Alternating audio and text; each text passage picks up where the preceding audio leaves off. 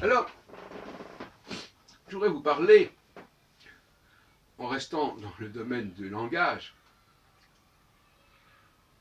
je voudrais vous parler du rapport des femmes au langage, qui est assez difficile à comprendre pour un homme. Et inversement, les femmes ont du mal à comprendre les hommes. J'en ai déjà parlé, et je m'aperçois qu'il faut encore en parler. Ce n'est pas clair, c'est pas facile à comprendre.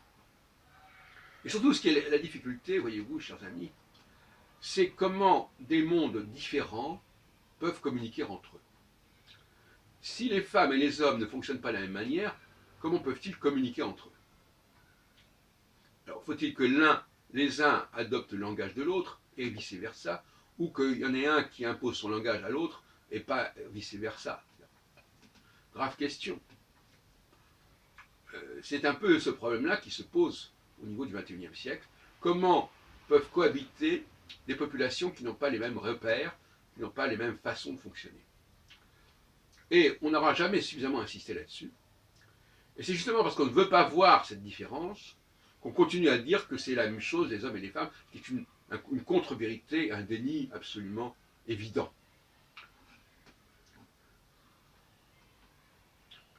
Alors, je dirais que j'aime bien l'expression de l'aveugle, voyez-vous, l'aveugle.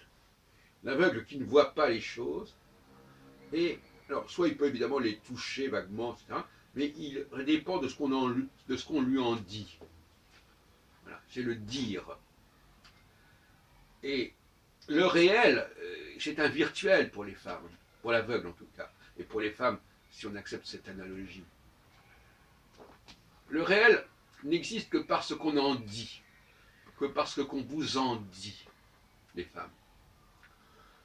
Et inversement, le réel devient ce qu'on en dit, par une sorte de glissement. Si je dis que les choses sont comme cela, elles le sont. C'est qu'en fin de compte, puisque le réel est ce qu'on en dit, eh bien, il suffit que je dise quelque chose pour que ça devienne de la réalité. Ça, je pense, je suis en train de parler comme une femme. Ou plus exactement, parce que c'est pas complètement, subconsciemment, c'est comme ça qu'elle fonctionne. Et on peut l'observer. Et d'ailleurs, justement, c'est un surconscient. C'est-à-dire qu'effectivement, la surconscience, c'est le langage qui se rajoute par-dessus la réalité. Et qui se substitue quelque part à la réalité.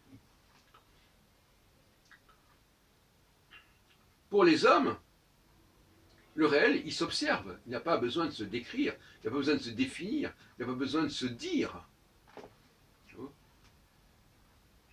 Et quand il se dit, c'est uniquement pour se faire comprendre par ceux qui sont aveugles.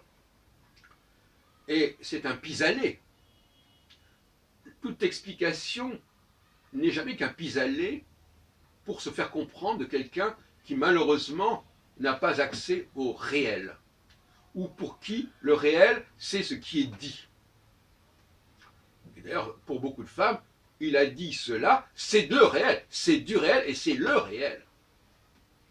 Et ça, pourquoi c'est le réel? Parce que ça va déclencher, et là on est presque dans la psychanalyse, ça va déclencher ipso facto un processus. Comme quand vous mettez une pièce dans une machine, ça déclenche quelque chose. Ça provoque quelque chose. Donc ça devient du réel. La parole, le verbe deviennent du réel par la force des choses, puisqu'elles vont déclencher immédiatement chez celui qui les entend un état intérieur nouveau, différent. Donc, pour une femme, le déclencheur va modifier sa réalité intérieure, son processus intérieur. Si la réalité, c'est ce que je ressens, effectivement, le langage peut modifier ma réalité. Mais si je ne fonctionne pas de cette façon, si je ne fonctionne pas comme une machine qui va se déclencher parce qu'elle aura entendu un certain code, un certain message, eh bien, à ce moment-là, non. Ce langage, le verbe n'aura pas cet impact, n'aura pas cet effet. Alors comment sortir de ce problème de deux humanités, peut-être plus que ça d'ailleurs, voilà, de deux mondes qui ne fonctionnent pas sur la même longueur d'onde, qui ne fonctionnent pas au même niveau. Alors, visiblement, de toute façon, même si je ne dois pas rencontrer beaucoup d'agréments sur ce sujet, mais que voulez-vous, c'est comme ça. Visiblement, il ne faut pas mélanger les torchons et les serviettes. Le monde des machines, au sens le plus large du terme, qui inclut les outils les plus simples, tout comme les femmes, dans un ensemble total, et éventuellement même comme les animaux domestiques. Ce monde des machines, il ne fonctionne pas de la même façon que le monde des humains, au sens plein du terme. C'est tout. Alors, ce n'est pas la peine de raconter des histoires, de monter la tête des femmes en leur parlant d'égalité, ça n'a pas de sens.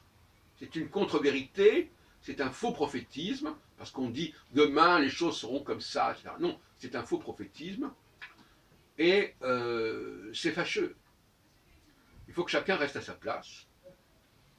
Il est possible que l'on puisse donner un ordre à une femme, à un objet, en lui donnant un message, le message qui va déclencher quelque chose, que ce soit par une puce, par une carte de crédit, par une pièce de monnaie ou par une parole, par un SMS, tac, ça déclenche quelque chose. Et à partir de ce moment-là, bon, ben,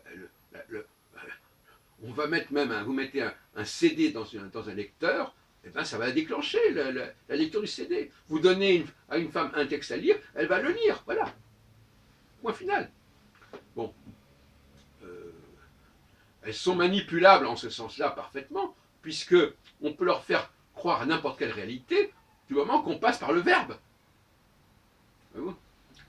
Et donc, par conséquent, c'est très facile de leur dire des choses dont on sait très bien qu'elles sont en contradiction avec la réalité, mais comme elles ne connaissent cette réalité qu'à travers ce qu'on leur en dit, le problème ne se pose pas. Elles n'ont pas le moyen de recouper. Elles sont complètement tributaires de ce qu'on leur dit.